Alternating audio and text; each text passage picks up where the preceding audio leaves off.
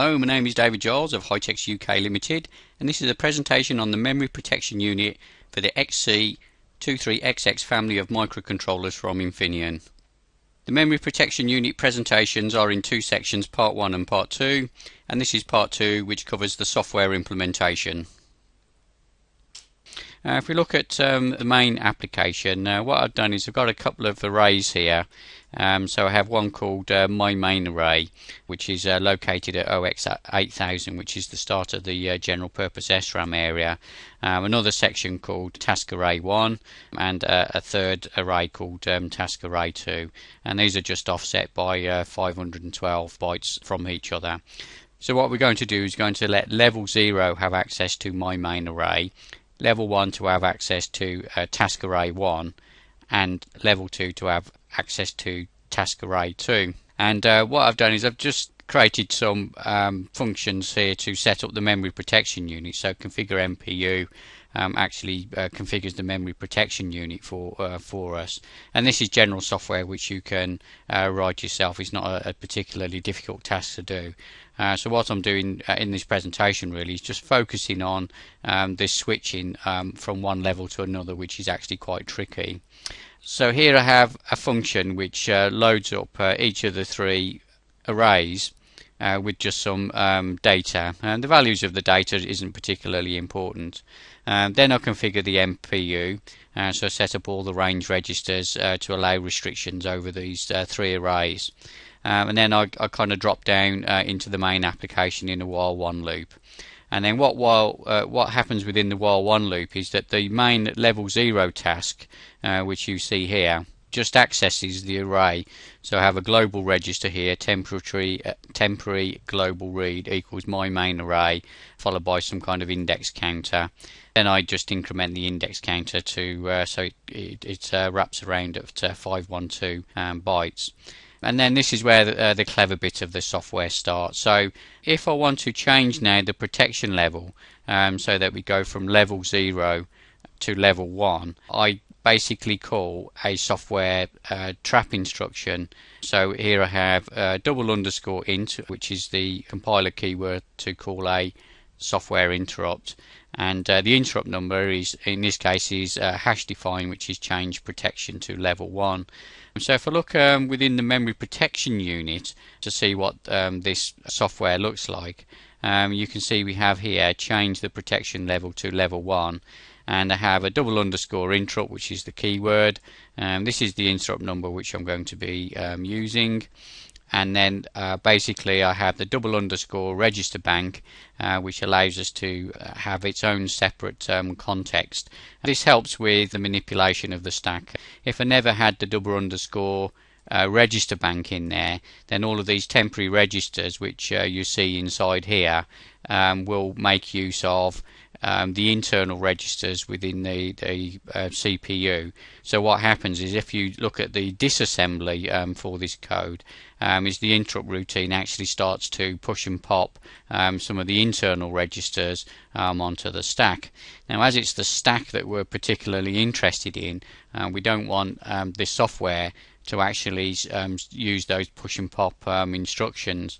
So by using the double underscore register bank, we have a very fast context switch to a fresh bank of registers that aren't actually being used, and this means that these registers here don't need to be pushed and popped onto the stack, or rather the system registers don't need to be pushed and popped onto the stack. So we have the double underscore interrupt, we have the double underscore register bank. Now what happens when you're using the memory protection unit, when you call a software interrupt, is automatically in hardware the protection level is set to 0. This happens with all interrupts, so if it's a PWM timer interrupt or a UART interrupt, whenever you get into the interrupt service routine, the interrupt level is actually set to 0. So now the interrupt level is set to 0. This is particularly good because it allows us to make use of the ret-i instruction, which is executed at this point in the code. The ret-i instruction, when the memory protection unit is active, can only be executed from a level 0. So this piece of software is designed to change the protection level from 0 to 1. That's kind of what the function call was when we were back in main. Basically changed the protection level to level 1. By calling a software interrupt, the protection level is automatically changed to 0, and within the routine I then start to pop items off the internal stack. Whenever I call a software interrupt routine, the protection level is changed to 0. And what I'll do inside this routine now is I start to pop off all of the items which were preserved when we called the interrupt. So the first item to pop off is the context pointer. This relates to this double underscore register bank here. So whenever you use the double underscore register bank, the context pointer which is currently being used is pushed onto the stack. So here and now I'm in the interrupt routine and this is in the way. So basically I'll pop off the context pointer, which I'm not going to do anything with. I'm going to pop off the instruction pointer, and this is the lower 16 bits of the program counter. I pop off the stack the CSP register, which is the upper 16 bits of the address. So the CSP combined with the IP give you the full 32-bit address, although obviously in the Infineon core it's only a 24-bit address space that we have access to. And so the bit that I'm really interested in is this item here, which is the program status word. So I'll pop off the stack into a register called temp underscore stack PSW, the PSW word, and then it's within here that I'll then do the bit manipulation of the program status word. So wherever that program status word is that I've popped off the stack, I reset bit 5 and bit 10 to 0, and then a mask over the top the level which I actually want. So in this case this is a function which is or an interrupt call which is designed to change it to level 1. So the level 1 bit mask is then applied to the program status word. I then push back onto the stack the modified version of the program status word plus the CSP, the IP and the context pointer which were popped off just before. So the CSP, the IP and the CP have not been amended. The only thing which has been amended has been the program status word. When I come down to here, if we look at the disassembly for this code, this is a ret-i instruction, and what the ret-i will do is it will pop each of these 4 items off the internal stack and restore the context, so to speak, to back to here.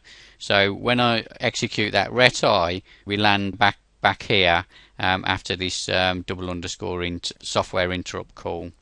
So what we've effectively done is within a software interrupt call is we've changed the protection level from 0 to 1. Now all the code which you see below here now is now running within the level 1 protection scheme. So this line of code here, for example, this is actually mapped into the flash memory, so we have to ensure that level 1 has first of all has access to the flash memory. Similarly, temp global read, this global variable here, is also mapped within the register space somewhere within the memory map of the general purpose SRAM area. So what we also have to assume is up here we were using the same variable and level 1 needed access to this variable, and now that we're running at level 1 we also need to ensure that this variable also has access to level 1. So if the read and write permissions for this has not been set up correctly, the fact that we're trying to write something into here would cause an exception trap for us. Similarly, I'm accessing here task array 1, and basically I have another variable, L1 task counter. So L1 test counter is being incremented here. So we need to ensure that L1 test counter has read and write access permissions to this variable, and also we're indexing an array, and it's important that that array has read permission for level 1. So as you can see, we've immediately executed one changing level, and all of the code which you see below this all the way up until the next change of the level needs to have permissions for execute. Any general purpose SRAM locations need to have the right permissions enabled for level 1. So if you don't quite get the memory maps correct, as soon as you execute this instruction, you can run through the code, and as soon as the memory protection unit identifies something that it's not happy with, it will generate an exception trap for you. This code is relatively simple. As you can see here, I now want to change the protection level from protection level 1 directly to protection level 2. If you remember from the presentation, we can't manually manipulate the program status word, and we certainly can't use the ret-i instruction because the ret-i is a protected instruction. The ret-i can only be executed from level 0, otherwise you get a general protection trap condition occurring. So let's have a look at what happens now when we try to change from level 1 to level 2. But come back into the MPU unit, and we can see here this is the interrupt routine which manages this for us. And as you can see, we've got the double underscore interrupt keyword again. This time we've got change protection level to level 2, which is just a hash define telling the microprocessor which interrupt level to actually use. And we've also made use of the double underscore register bank just like we did in the previous one, and again I have a different function name for this, which is MPU change to protection level 2. So what you can see is basically the same as kind of what we've had above, but if I kind of walk through the code now, what happens is we were in level 1 before, and as soon as this software interrupt is called, automatically the level is changed from a level 1 to a level 0. All interrupts do this. So the hardware has effectively done the switch for us. It switched us from level 1 to level 0. Again, we pop off the context pointer, the instruction pointer, the CSP and the program status word. So what we do is now amend the bits for the PSW word, and basically we end up changing that to reflect level 2. And then we push the modified stack value back onto the stack. We push also the CSP, the IP and the CP on there. And when I get down to the bottom here again and we execute the ret-i instruction, what happens is on return to the program, this line below here, we now have level 2 in operation. So again, this global variable, which we'd kind of used above, both for level 0 and for level 1, needs to have write permission enabled for it for level 2. Similarly, task array counter, this needs to have read permission for the memory that it's accessing for level 2, and the L2 test counter, wherever that variable is located, that also needs to have both read and write permissions enabled for it. Similarly, where this resides in flash, the area of flash needs to have execute permission for level 2. So you can see this little block of code within the while one needs to have execute permission for level 0, level 1 and level 2. So the way that I've implemented this is I've created a little bit of code for each of the level changes. So I've got one for level 3, I have one for level 2, I have one for levels 1, and I also have one for level 0, and basically they're all exactly the same.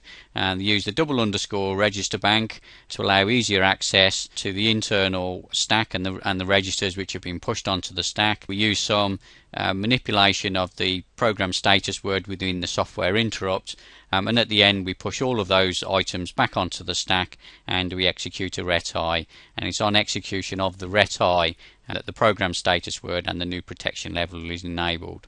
So this is very simple to understand. It's not very difficult to do.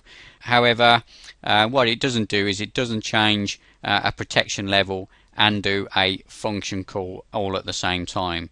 So as explained here, for inside this while one loop, we have to have execute permission for level 0, level 1 and level 2.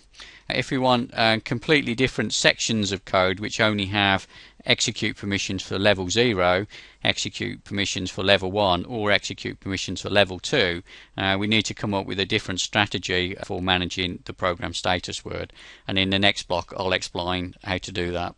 Okay, so in the previous example we showed you how you could change the level, the protection level that the software is running under with a simple software interrupt. And in the software interrupt we manipulated the stack such that when we did a ret-i, the program status word is updated with the new protection level. And the problem with that solution is, of course, is the code that immediately executes after the software interrupt called is running under that privilege level. If we wanted to transfer control of the program and also change the protection level at the same time, we require a different scheme to do that. Created a function here called a non-privileged function, and I pass a parameter which is the function name that I want to call. In this case it's my level 1 entry place, and I'm passing the address of that to the function, and I'm also passing the protection level which I want to run under when I actually call that function. So this software, as you can imagine, also has to manipulate the stack as well. So if we take a look at what this function actually does, call a non-privileged function, you can see that the function address is actually passed to us, which we then break down into a high and a low. What we're attempting to do here is we're attempting to push onto the stack a value for this particular function. And then we'll call a software interrupt routine, which will then use these values to update the information that's on the stack.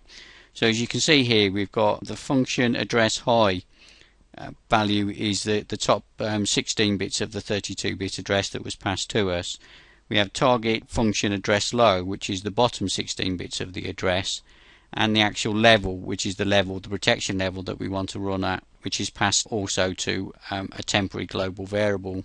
Once I have all those 3 bits of information, I then call a software interrupt, which has an interrupt number, in this case called update and call. And what this interrupt does is it actually manipulates the stack to push all this information onto it. So if we have a look at update and call, this is the software interrupt which I have here. So again, we use the double underscore register bank, which preserves all of the internal registers by doing a context switch. By using the double underscore register bank, we actually end up with the context pointer being preserved as well. This allows us to use the internal registers without it affecting the main application from where we was called. So once we're in this software interrupt routine, the interrupt level, or rather the protection level, is actually reset to 0 in hardware. No matter how we call this function, basically the software interrupt actually reduces the protection level down to 0. So once we're in the interrupt routine, what we do is we take the value of the program status word, which has been amended and updated. So we have a temporary value which is updated with the current value of the program status word with the bits 5 and 10 cleared. We then add on to that the program status bits which reflect the new level that we want, and then this is actually pushed onto the stack. In addition to this, we push the function target address high on there, which is basically going to be the new CSP, and we push also the target function address low on there, which will be the new IP, and then we push a dummy context pointer on there. In fact, we use the same context pointer that we are going to be using for this interrupt routine. And then at the end of this function, when I execute this ret_i, rather than it being this software interrupt which I'm returning from, because I've manually amended the stack and I've pushed new values on there, when the ret_i comes along, it's these new values which are actually popped off. So in fact, this return is effectively a function call, and the function that is called is basically the one that's described in the target address high, the target address low. The other thing which happens is when this ret_i is executed, is the program status word that we pushed onto the stack is also popped off. So you can see this single ret_i instruction, what it actually does is it calls this function, and it calls this function with this new value of the protection level. So effectively this is a function call to where we want to go as a sort of branch. So if I come back to main, you can see here that we started off at level 0. I called this function which called a software interrupt that pushed the address of this function onto the stack with this required protection level. And as soon as that ret_i instruction was executed, it branched off and executed the function called, in this case, my level 1 entry place with a protection level of 1. So what's actually happened is I've jumped to my level 1 entry place and simultaneously changed the protection level. If we kind of look at the dummy function which I've created, my level 1 entry place, we actually need to at some point return back from that. Ideally what we would do is we would return back to this line here, which is directly underneath the call. And the way which we do this is again through some stack manipulation. So as you can imagine, we have landed here. This is my level 1 entry place. So this could be in a different section of Flash. It could be in a different Flash page, for example, that's got the execute permission for, in this case, a level 1. After we've done all the tasks that we want to do, so here we're just updating a global register, we're accessing an area of protected memory, we have a local counter. All of these could be mapped into a special area that only level 1 has access to. However, once I've completed all the tasks which I want to do in level 1, I need to return back to where I was before. So I've created another function which is called exit and return to level 1, and this effectively operates a bit like a go-to, basically returns me to where I left off. So again, to do this we have to use stack manipulation. So if I look at the function which I've called exit and return to level 0, what we have here is, again, it's another software interrupt, which is in this case one which has got a number of return to level 0, and this software interrupt looks like this. So again, it's of the similar genre as to kind of what you're seeing before. We have a dedicated interrupt number, and we use the register bank, which frees off all the internal registers without having to do pushing and popping. Basically, what I need to do now is to return to where the level 1 entry was called. So this interrupt which I've created here really is a dummy interrupt, and I'm not in the slightest bit interested in returning from this. So the first thing which I do is to actually discard the 4 elements on the stack which relate to this dummy interrupt. So we have the program status word, we have the IP, the CSP and the PSW for the interrupt, and those are discarded and we don't use those again. Underneath those on the stack are the original function call return values. So we have the context pointer, the instruction pointer, the CSP and the program status word. Only this time, because I'm returning to level 0, what I need to do is take the existing program status word and change that back to level 0, to protection level 0. So the program status word is popped off the stack, its bits are changed to 0.